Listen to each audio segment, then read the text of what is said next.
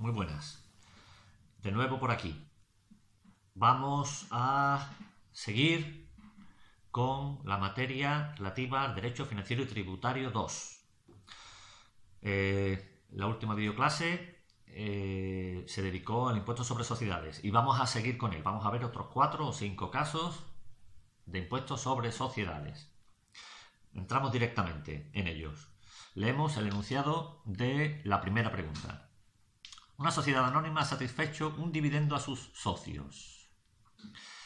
Es decir, ha repartido dividendos, dio beneficios en su día y reparte dividendos entre sus socios. Les entrega gratuitamente, eso de gratuitamente no me hace mucha gracia, acciones que tenía en autocartera, pues será gratuito para que lo sean. Pero bueno, eso dice el enunciado, entregándoles gratuitamente acciones que tenía en autocartera. ¿Qué trascendencia tiene esta operación en el impuesto sobre sociedades?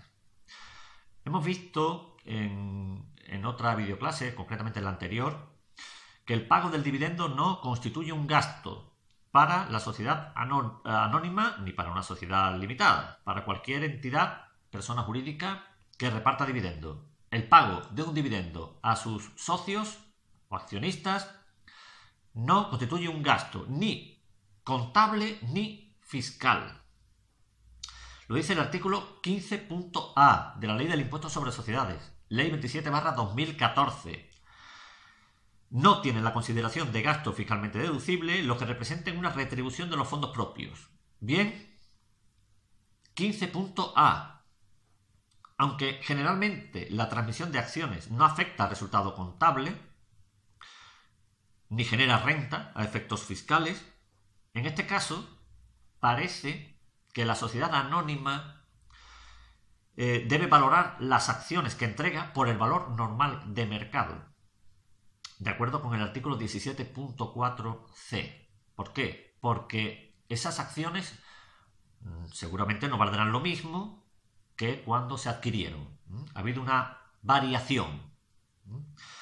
Y debe integrar en su base imponible la diferencia entre el valor normal de mercado de esas acciones y su valor fiscal. Eso lo dice el artículo 17.5 de la LIS, de la misma ley del impuesto sobre sociedades. Entonces, una pregunta que nos hable de un dividendo entregado a socios a través de acciones.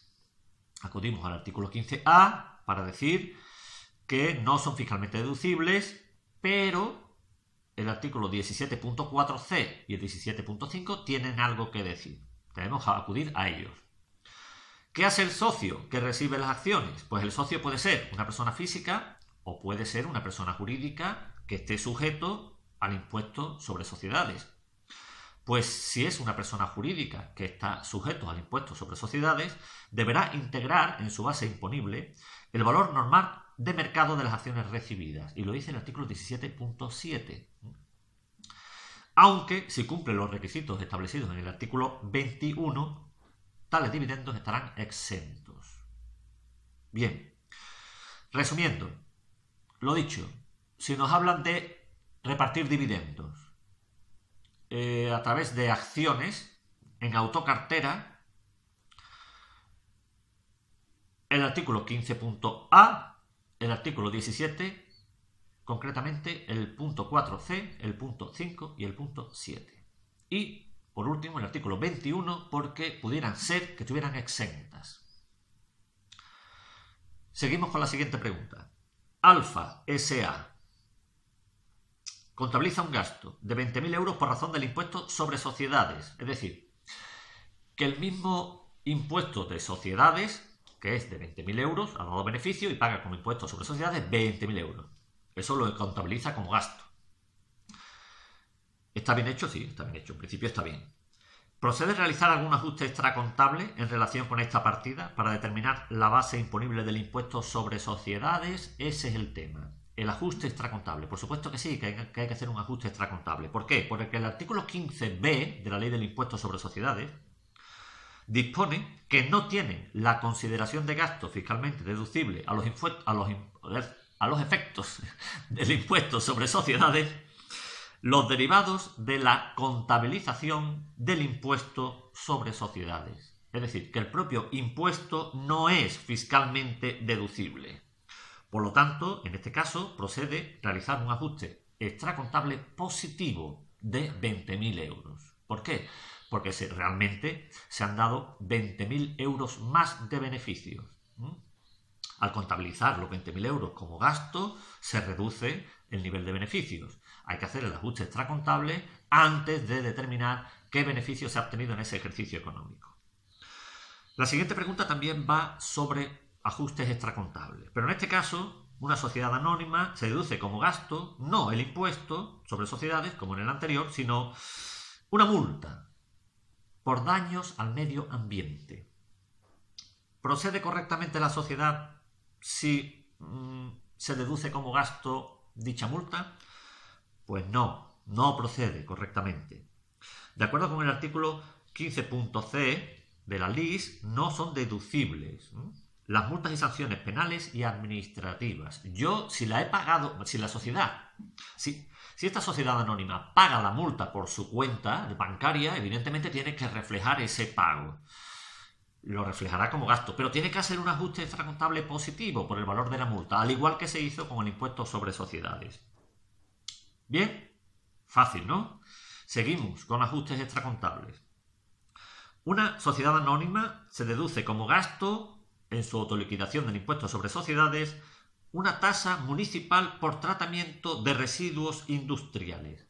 ¿Ha procedido esta vez correctamente? Pues esta vez sí ha procedido correctamente, porque no hay ninguna previsión respecto de este tipo de gastos en la normativa del impuesto sobre sociedades, en la ley 27/2014, y por lo tanto no debe aplicarse ningún ajuste extracontable, ni positivo ni negativo por este motivo. Nos vamos al artículo 10.3 de la ley del impuesto sobre sociedades, 27/2014, y lo vemos claramente en ese artículo. Vamos con otra. La sociedad anónima Alfa es la única accionista de la sociedad anónima Beta. Alfa tiene contabilizada su participación en Beta por un importe de 10.000 euros. La sociedad Beta reparte una prima de emisión por importe de 9.000 euros. ¿Debe tributar Alfa por esos 9.000 euros recibidos?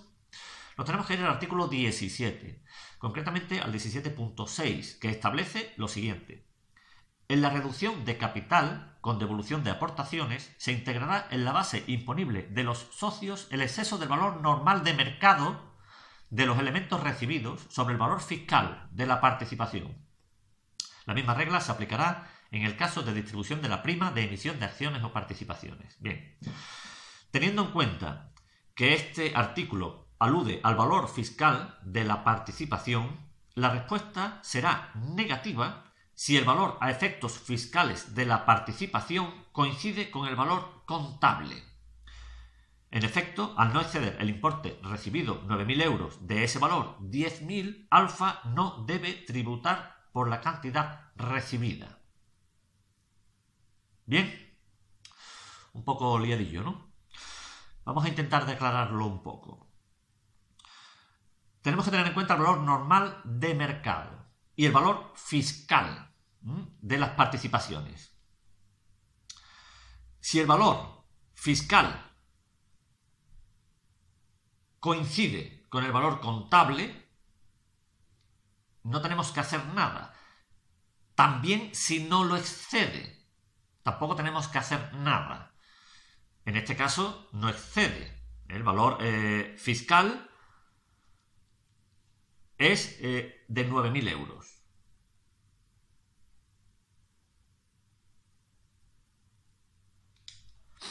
Mientras que el valor contable es de 10.000 euros.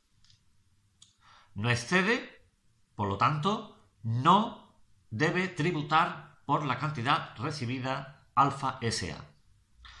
Bien, este casito último estaba un poquito más complicado. Los anteriores, sobre ajustes extracontables, mucho más fáciles de entender. Seguimos al tanto, seguimos luchando, seguimos estudiando, que ya están aquí los exámenes. Y ánimo, que hay que superarlos con buena nota. Hasta la próxima.